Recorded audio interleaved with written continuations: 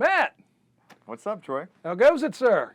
So I figured I'd come into the store today. I've been watching a lot of The Flash recently, and the character Cisco, of course, he has been pulling off some weird stuff. Like he's seen stuff coming that he shouldn't see coming. Like on that episode with Jay Garrick, he knew where that girl was gonna be, and I'm like sitting here like, what is going on? Who's this character, and like has he Cisco had this stuff? Ramon. Yeah, Cisco. Had you been reading the comic Vibe?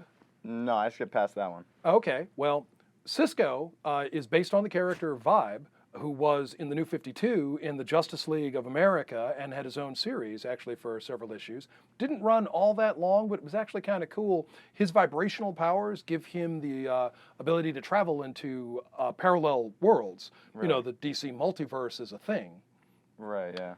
Well, within the framework of the New 52, we were calling it the New 52 at the time, we had 52 parallel universes, and Vibe could travel to them. He could find the vibrational frequencies, travel to these other worlds, like the Flash used to do. He would vibrate and travel from Earth 1 to Earth 2, or from Earth 2 to Earth 1, like in Flash of Two Worlds. That's how Jay Garrick came to Earth 1 to meet Barry Allen. Okay. Well, what is that?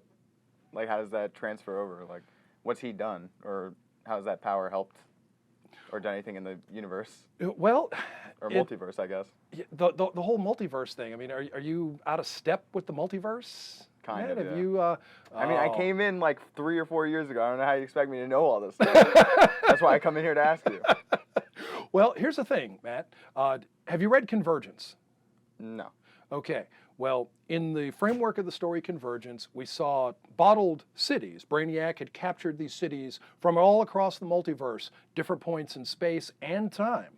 So we were getting a piece of Metropolis from the Zero Hour storyline, or from the Crisis on Infinite Earths, from Captain Carrot's Earthsea, from just all these different places. And these characters were all brought together on this one world, and there were fights. There were hero fights. Right.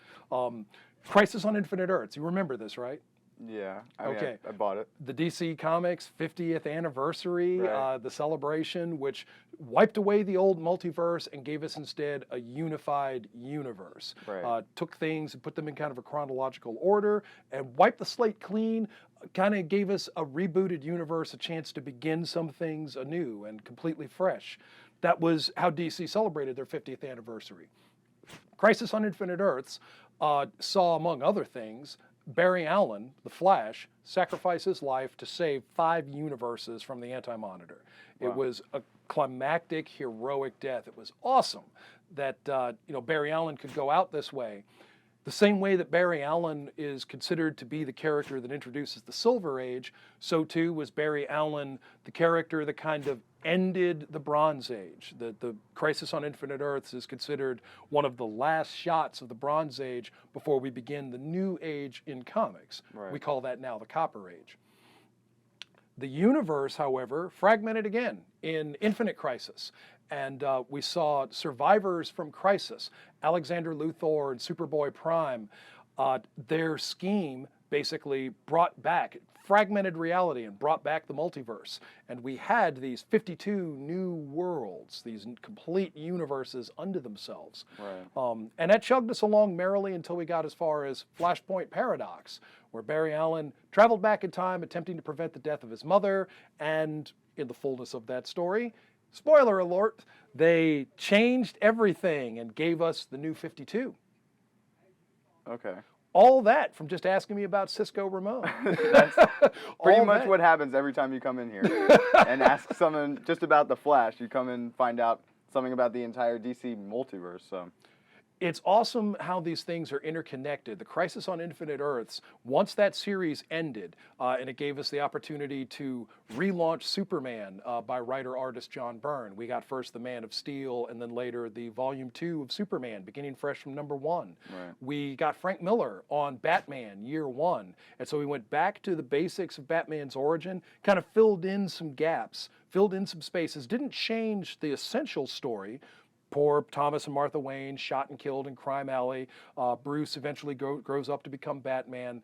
But year 1 took us back to Bruce trying to fight crime without knowing who he really wants to be, without having the symbol, without having that inspiration. Right. And then the bat flies through the window. But along the way, we also got the story of Jim Gordon, a young detective from another city come to Gotham and steeped in the corruption of the police department, and Bruce Wayne as Batman and Jim Gordon forming a friendship and a partnership and working together to help save this city. Right. After Crisis, we started seeing things like The Watchmen, which had nothing to do itself with Crisis on Infinite Earths, Right. but it was a time of fresh experimentation. Alan Moore gave us that amazing story in The Watchmen. Mike Grell gave us the Longbow Hunters for Green Arrow. We took Green Arrow and looked at him as an older character, a character feeling his mortality, and moved out of his fictitious city into the very real city of Seattle. It modernized and it matured the stories. It gave them a bit of a darker edge, Right. and that became the Green Arrow sequence. Green Lantern, we saw a change in the Green Lantern Corps. The central power battery was destroyed during Crisis on Infinite Earths. Many lanterns lost their rings. There were just a few of them left, and they were all hanging out on Earth with Hal Jordan. Hal had previously quit being Green Lantern, and John Stewart had taken over. Well, Hal came back, got his ring back, and we just kickstarted that whole thing. We got a brand new Justice League. There was a limited series called Legends, which brought Darkseid really strongly back into focus in the main DC universe as a Right. principal villain. Darkseid challenged the heroes at the basis of their legends, hence the title, and had sent his emissaries to discredit the heroes and turn the public sentiment against them. Out of this, we got Amanda Waller and the new Task Force X, the Suicide Squad. Deadshot and Blockbuster and Captain Boomerang and Bronze Tiger and the junior Rick Flag. The group that we know now as the Suicide Squad, where they're made up of government-controlled villains Right. who are earning time served on their sentences by performing these missions, which not everybody survived. A great many characters died in the fullness of the Suicide Squad series. Right. But that was one of the things that came out of Legends. From there going forward, again, like I said, we got a brand new Justice League out of this. A humor story, if you will, kind of a lighter take on Batman and Martian Manhunter and Black Canary and Guy Gardner and Blue Beetle and Booster Gold. That's where the Blue and Gold team comes from, is having those two together. It wiped away the in-between league. In between the icons and the humor stories were the Detroit era league, it's referred to, with Steel, the grandson of the original Commander Steel from Right. World War II. Yeah. And among others, Vibe. We had Vibe in that league, but his vibrational powers were very different. He was also So you very... couldn't go through the different universes. No, because we had taken away the multiverse and brought it Right. down to a universe. So there weren't any of those parallel world shifting going on. Was he there beforehand? Yes, he was actually. so He he was had a that young power before man him? who had this power. His origins were explored. You know, his backstory was told in the pages of the Justice League.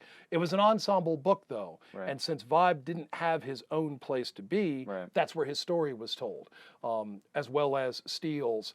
Vixen had more of her story expanded on there, as well as another new character named Gypsy.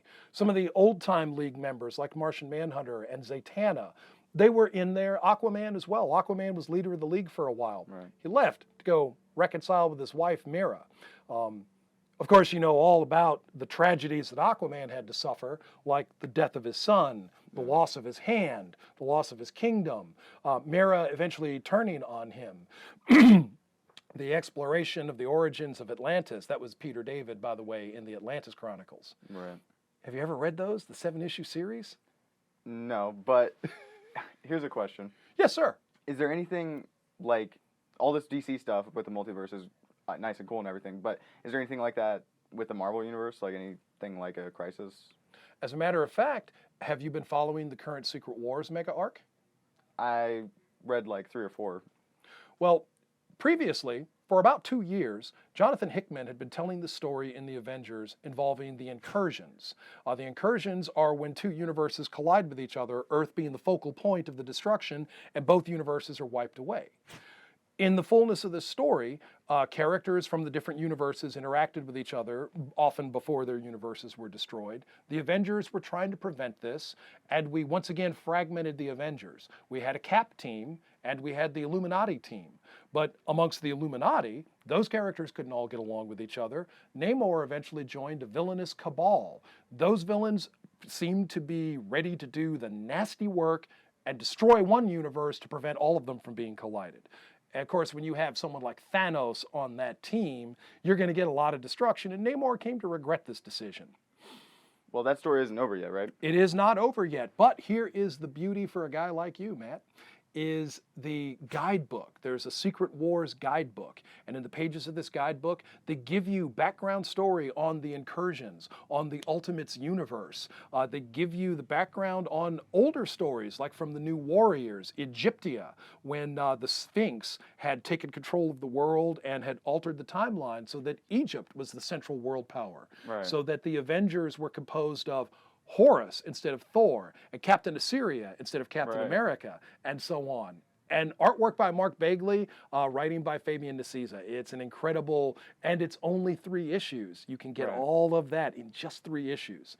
And Okay. if you like Richard Rider, The Man Called Nova, The New Warriors is a great place to find Richard Rider and his adventures. That sounds pretty good. So I think I'm gonna pick up these last couple issues I haven't gotten of Secret Wars. I think you should. And get on home because you just hit me with a ton of information.